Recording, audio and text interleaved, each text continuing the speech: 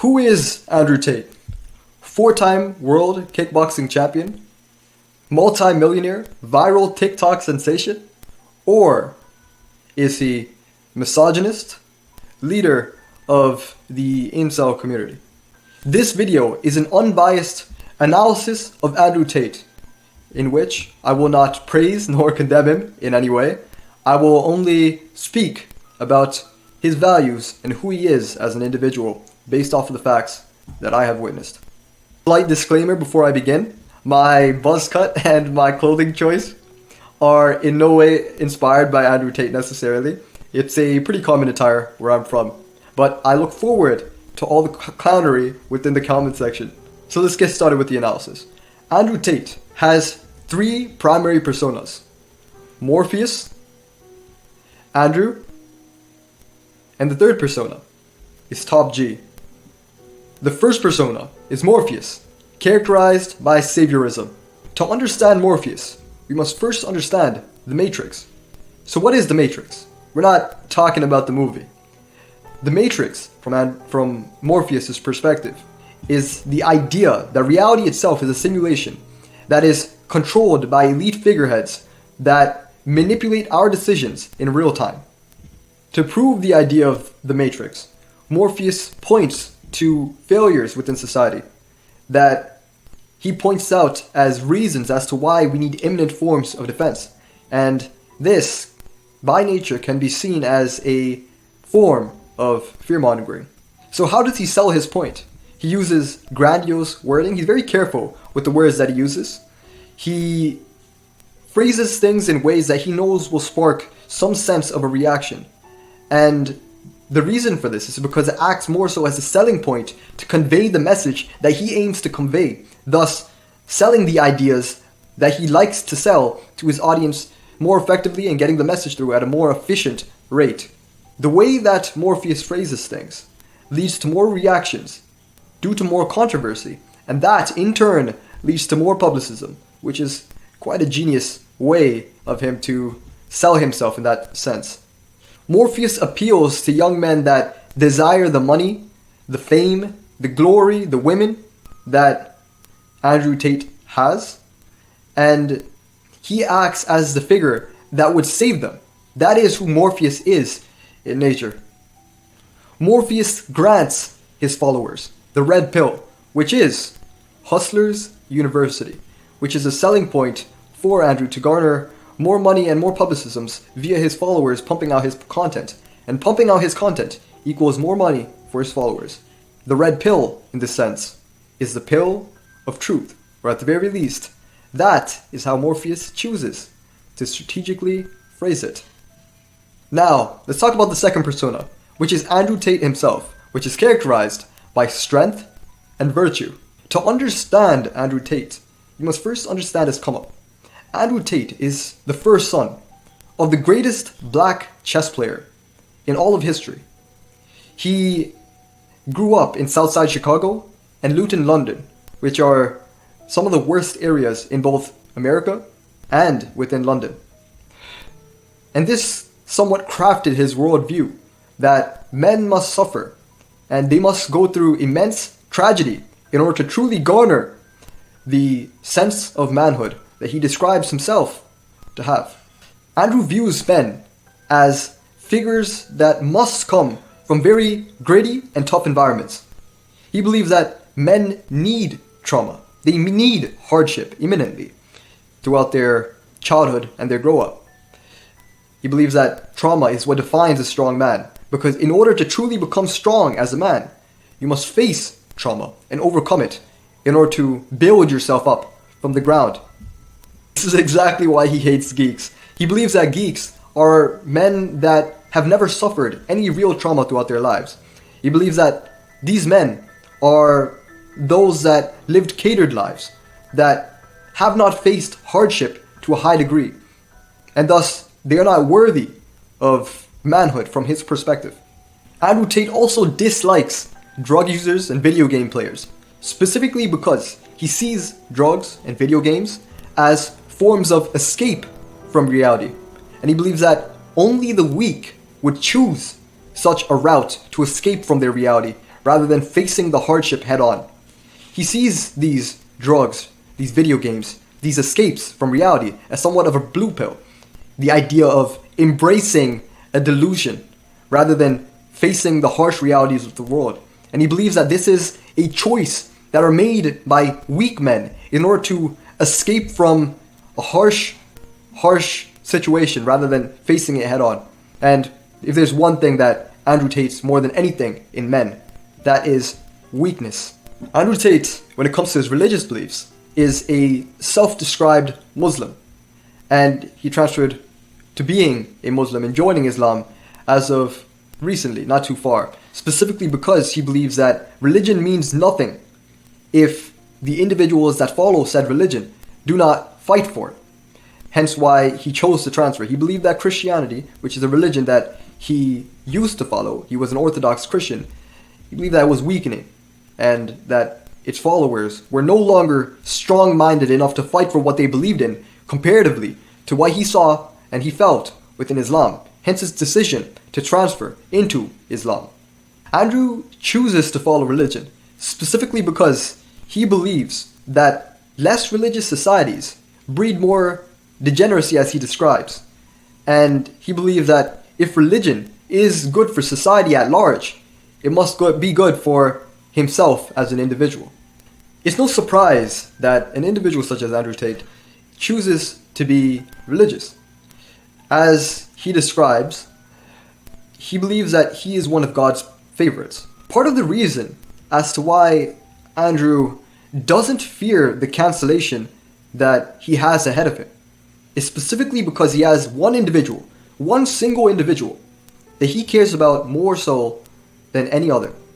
As long as he has this one single individual, no matter what he faces in his life, he will remain fulfilled and happy. That individual is his brother, Tristan Tate. Tristan is an individual that Andrew had grown up with.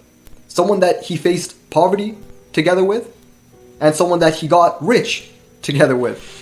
Tristan was right by his side through the lows and the highs of Andrew's life. No matter what he faced, he always had this one individual, his brother, by his side.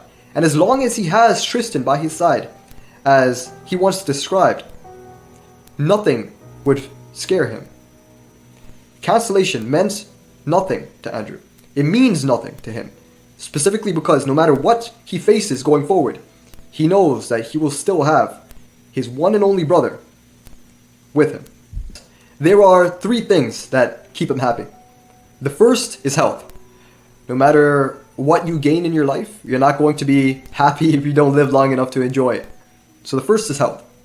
The second are friends and family. People like Tristan, the people that he likes to spend his time with, the people that keep him happy and give him a reason to keep going. And the third is money, material wealth. Having the ability to buy what you want at will, and on top of that, being able to provide for the people that you care about and your loved ones at will. Those are the three things that keeps Andrew Tate a happy man. So, now that we've broken down Andrew Tate, which is the central persona, let's break down Top G, which is the third and some might say the most interesting of the three personas. Top G is characterized by the idea of showing off, which is one of the core things that Andrew loves more than anything.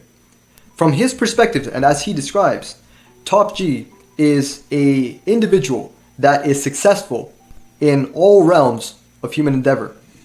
However, what Top G really seems to be is a manufactured persona that was created and meant to appeal to his fan base, which seems to be a cult following that doesn't believe that Andrew Tate is an individual that can lose. The reason why Andrew Tate's or Top G's cult following believes that he's an individual that cannot lose is specifically because he loves showing off. All they see are his successes, and all he shows them are his successes. As he himself describes, a lot of his endeavors within clubs are simply meant for him to show off. They have no purpose besides showing off, clearly indicating his absolute love for showing and displaying his successes. And that makes sense for an individual that grew up with absolutely nothing, grew up in the worst neighborhood within London, one of the worst neighborhoods within London, some of the worst neighborhoods in America, South Side Chicago. It makes sense that such an individual would love the idea, now that he has attained success, to show the success that he has, because he's known what it's like to not have any success at all. He's known the lows of life, and thus he likes showing off to indicate to himself that he's made it. And that resultantly might misguide his fan base to believe that he cannot lose, because all they see are the successes that he pushes forth on the media about himself, which could be strategic, but nevertheless clever on his part.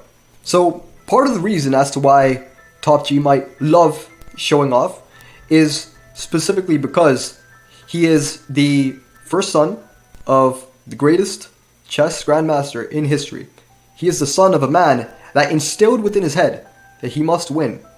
So what effect might having a fan base that worships him have had on Andrew Tate or Top G? Narcissism. And that's the dark side of it, really.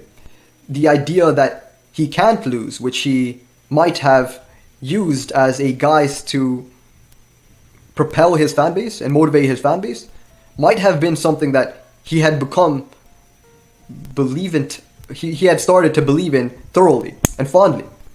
He starts to truly believe that he cannot lose in anything. And hence, Top G was born. Top G, in this sense, is an individual that is meant not to lose in anything. Another way that Top G appeases his fan base is by sparking controversy. So controversy leads him to more notoriety. Notoriety leads to more views lead to more clicks lead to more potential members of Hustlers University. That leads to more publicism for himself, and that ultimately leads to more accumulation of money for him as an individual. The controversial takes that Top G makes are ultimately meant to create that shock factor. That is the ultimate goal of them. And he, based off of the large and vast growth that he's had on social media, he has succeeded in sparking said controversy, and succeeded tremendously at that. The goal of it was to spark controversy specifically to shock people, so that people would click more on his videos. Clicking more on his videos lead to more growth of his name. More growth of his name means more followers, potential followers that join Hustlers University because they click on a shock factor video. That leads to more search of other videos by Top G. Other videos by, not Top G, but Andrew Tate, are videos that are more likely to align with a male audience. So they end up actually realizing that he's not this evil, misogynist figure that he might display himself to be, which is the sense that many men end up getting after watching quite a few of his videos. And ultimately, this leads them to join the following at Hustlers University. Hence, he generates more money, hence he generates more of a fan base in that sense. And more people pumping out his content, further growing his image on the sphere of the internet. Top G despises depressive men. As described earlier, he believes that men must face hardship and trauma. They must overcome it. So he hates depressive men because he believes that ultimately these men that end up becoming depressive are individuals that are incapable of facing the traumas and hardships of life. He believes that these are individuals that succumb to temptation and failure and are incapable of building themselves up as men. Hence, they failed the ultimate goal of manhood, which is, from his perspective, to become a man, to become an individual that builds themselves from the ground up, that faces trauma, adversity, and hardship, and overcomes these hardships under all circumstances. So, after everything that was described, what is the final goal of Top G? It seems to be conquest. The final goal of Top G is conquest, because he sees himself as a conqueror. A man that is successful in all realms of human endeavor is by nature a conqueror. And he desires to be a conqueror because he desires success more than anything. He desires being at the top, the pinnacle of all realms, at everything. And this is, as described earlier, somewhat instilled from his childhood and his competitive environment that he grew up in. Facing adversity, hardship, and struggle at a young age, and overcoming such struggle, and instilling within his head that he must win. He's a competitive kickboxer. His father was a chess grandmaster that competed all his life. It's no surprise that such an individual desires to win more than anything. And thus Top G is ultimately meant to be that winning figure, that figurehead that signifies success to him in all realms, as he describes. So Top G claims that he has a 3-stage plan. And ultimately what it seems to be is that this 3-stage plan is really a plan to become indefinitely the most influential man on the entirety of the internet. Some of what can motivate this desire to become the most influential man in the entire world could be the narcissism that might have somewhat been garnered from his cult-like fan base, and it could also be his desire to show off, or his desire to win, which motivates his desire to show off.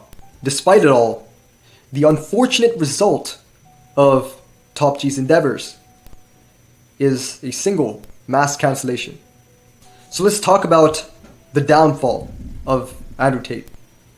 The scope of the cancellation that Andrew Tate had faced is the largest social media cancellation in all of history. He was cancelled on virtually all social medias you could possibly imagine, and the reasons for these mass cancellations were specifically because of the controversies that were sparked by Top G. However, there's one question though. Was this really the cancellation and the end to Andrew Tate? Andrew's still around. You can still find large sums of his clips all over the internet. He is still around and he exists on the platform of Rumble. Has his view count decreased drastically? Perhaps. But is it still significantly higher than social media figures across the board on the internet? Yes, it is. Despite having faced the largest social media cancellation in history, he still remains to some extent. So is this really a downfall?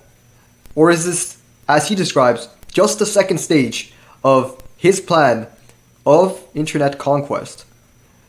We'll find out soon. You made it to the end of the journey. Thank you everyone for watching. Remember to like, subscribe, and hit that notification bell. Let us know your thoughts on Andrew Tate. Do you love him? Do you hate him? It seems to me that it's either you love him or hate him when it comes to this specific character. And who do you want us to analyze next? Let us know in that comment section below. Thank you guys for watching, and remember to join the journey. We'll see you next time.